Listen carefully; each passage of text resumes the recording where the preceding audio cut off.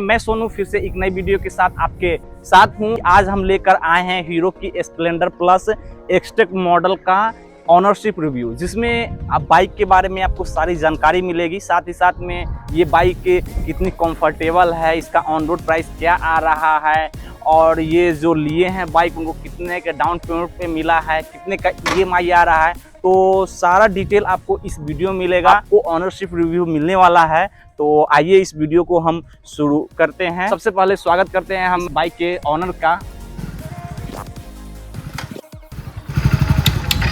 स्वागत है हिमांशु जी आपको हमारे YouTube चैनल में। Thank you sir.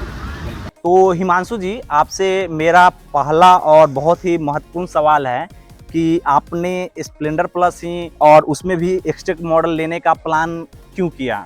क्योंकि 110 सीसी में और 100 सीसी में बहुत सारी कंपनी है, जैसे कि होंडा में भी CD 110 आ रहा है, उसके अलावा हीरो में ही HF डिलक्स 100, HF डिलक्स में भी 110, इसके अलावा है कि और भी कंपनियों में TVS वगैरह में भी आ रही है। बट आपने हीरो की स्प्लेंडर प्लस और एक्सटेक मॉडल ही लेने का क्यों प्लान बनाया? इसका हमारे व्यूअर को आप बताइए। सबसे पहले आपको शुक्रिया करता हूँ कि मुझे आपके YouTube चैनल में बोलने का मौका मिला। जी। स्प्लेंडर प्लस लेने का पहला रीज़न, मेरा मेन रीज़न ये है सर, क्योंकि स्प्लेंडर प्लस का लुक बहुत बढ़िया लगता है, और दूसरा रीज़न ये है सर कि स्प्लेंडर प्लस चलाने में कंट्रोलिंग होता है, और मेरा लास्ट रीज़न ये है सर क्योंकि स्प्लेंडर प्लस मेरे मम्मी पापा का भी चॉइस था लेने में, और ये स्प्लेंडर प्लस तो मेरे बजट में भी आ रहा था, मेरे प्राइस के बजट में भी स्प्लेंडर प्लस आ रहा था, इसलिए मैंने स्प्लेंडर प्लस ले लिया सर। तो ये अभी फर्स्ट टाइम कैमरा के सामने आए हैं, तो बोलने में थोड़ी हेजिटेशन हो रही है, बट इनका जो लेने का मेन रीज़न है वो इनका लुक था। उसके बाद है कि ये इनकी प्राइस रेंज में भी आ रहा था, प्लस में है कि ये कंफर्टेबल बाइक है, और इस बाइक को लेने के लिए इनके फैमिली भी सपोर्ट कर रहे थे, क्योंकि ये एक फैमिली बाइक है जिसको फैमिली के अगर आपके फादर है जो कि एजेड है और वो बाइक राइड करते हैं, तो वो भी आसानी से इस बाइक को राइड करते हैं। वो 160 सीसी में या फिर 125 सीसी में अगर हाई स्पीड बाइक दे दिया जाए तो उनके लिए थोड़ा अनकंफर्टेबल हो जाता है, लेकिन अगर स्प्लेंडर प्लस रहता है तो उसमें ऐसा कोई प्रॉब्लम नहीं होता है। कि आपने ये बाइक को कब परचेज किया था? तो 2 मंथ हो गया परचेज किए हुए जी। तो अभी तक इस बाइक को कितना चला चुके हैं आप? 1469 किलोमीटर चला देते हैं दोस्तों, ये बाइक जो है लगभग में 1500 किलोमीटर के आसपास चल चुकी है, और इसकी फर्स्ट सर्विस भी हो चुकी होगी। तो हमारे व्यूअर को ये बताइए आप कि इसका जो सर्विस कॉस्ट है वो कितने का आया? मेरा तो 600 पड़ा, लेकिन 500 से 700 के बीच में हो जाता है सर्विस चार्ज। तो वहाँ पे आपको किस किस चीज़ के लिए पेमेंट करना पड़ा था? लेकिन लेबर चार्ज नहीं लगा फर्स्ट सर्विस करने के लिए, जी मोबिल चेंज हुआ, जी और एक जो पार्ट होता है नॉट बोल्ट डीजल टाइप का जी। वो चेंज हुआ। ओवरऑल दोस्तों, फर्स्ट सर्विस में 500 से 700 के आसपास में आपको कॉस्ट लगता है फर्स्ट सर्विस में, जिसमें कि मोबिल चेंज हो जाता है, और कुछ जो भी है कि नॉट बोल्ट अगर ढीला है या फिर बदलना है तो वो सब बदल दिया जाता है।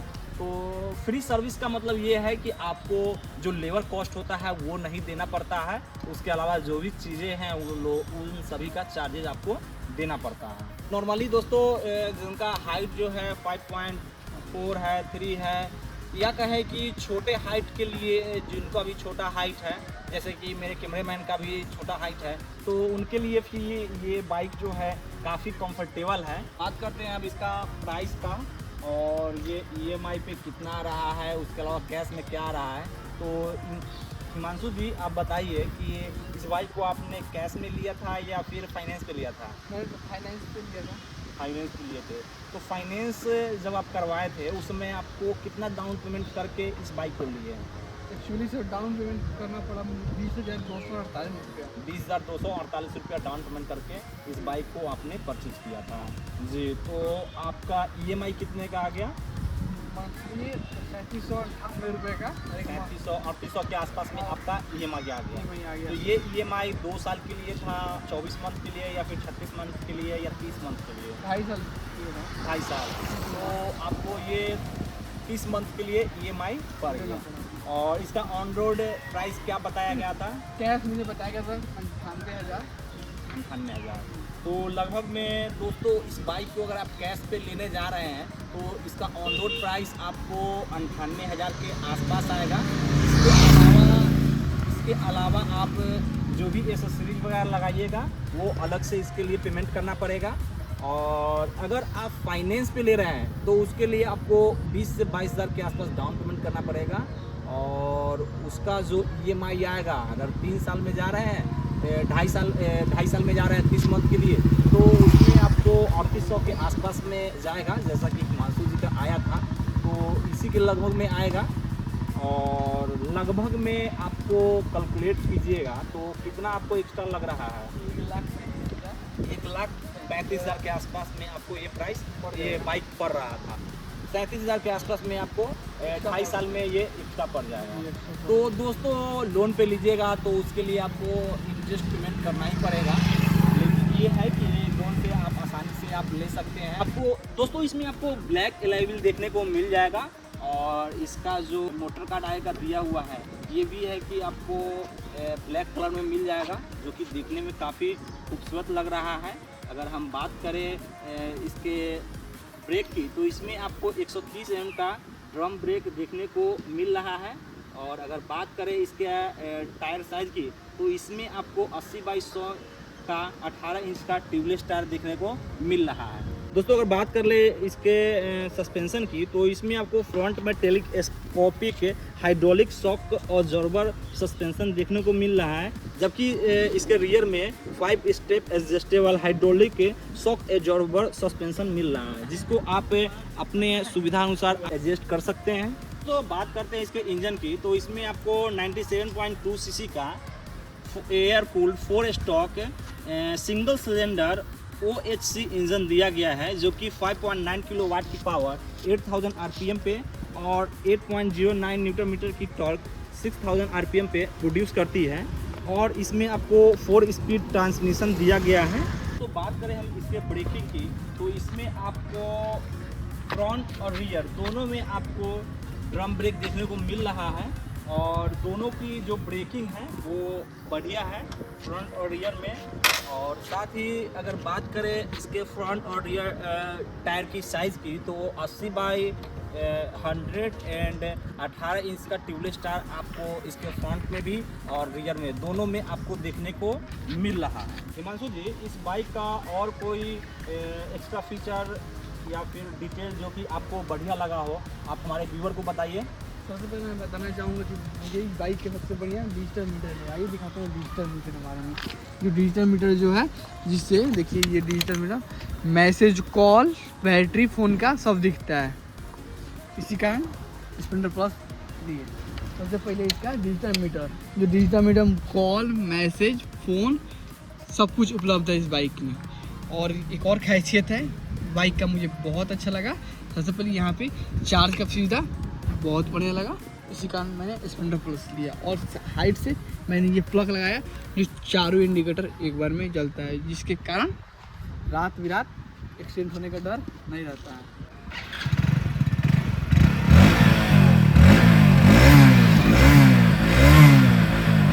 दोस्तों इस बाइक का लुक दिया गया है, काफ़ी अट्रैक्टिव लुक दिया गया है।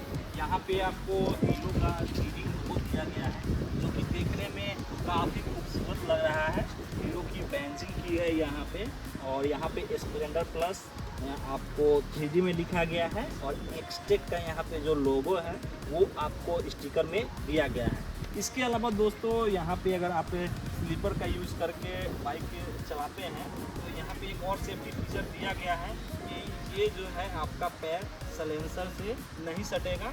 और इससे है कि आपका पैर है कि वो जलने से बच जाए, क्योंकि नॉर्मली जब बाइक चलाते हैं तो अगर पैर सलेंसर के पास में सट जाता है तो वहाँ पे है कि खतरा थोड़ा हो जाता है, जो कि ये जो यहाँ पे दिया गया है ये आपको उससे बचाता है। दोस्तों इसमें i3s दिया गया है। i3s जैसा कि आप जान रहे हैं कि हीरो की ये जो पेटेंट है और ये हीरो की बहुत सारे मतलब सभी मॉडलों में आ रही है। i3s के बारे में अगर नहीं जानते हैं दोस्तों तो i3s का मतलब ये हुआ कि अगर आप कहीं पे फंसे हुए हैं ट्रैफिक में या फिर कहीं भी और आपकी गाड़ी अगर ऑन है और i3s ऑन है तो ये है कि ऑटोमेटिक है कि आपकी बाइक है कि नॉर्मली 10 सेकेंड के लिए 10 सेकेंड के बाद आपकी बाइक बंद हो जाएगी और सिर्फ आप क्लच से आप बाइक को स्टार्ट कर सकते हैं।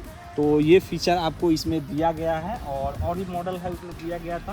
अगर बात कर ले ब्रेकिंग की, तो ब्रेकिंग में भी आपको इसमें IBS टेक्नोलॉजी का यूज़ किया गया है। IBS मतलब इंटीग्रेटेड ब्रेकिंग सिस्टम होता है, जिससे कि अगर आप पीछे का ब्रेक ले रहे हैं तो आगे और पीछे दोनों ब्रेक को कंबाइंड कर देता है।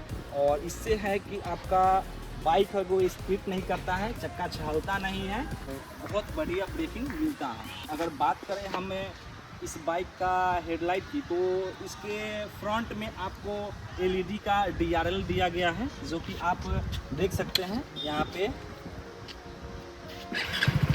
पे आपको LED का DRL दिया गया है।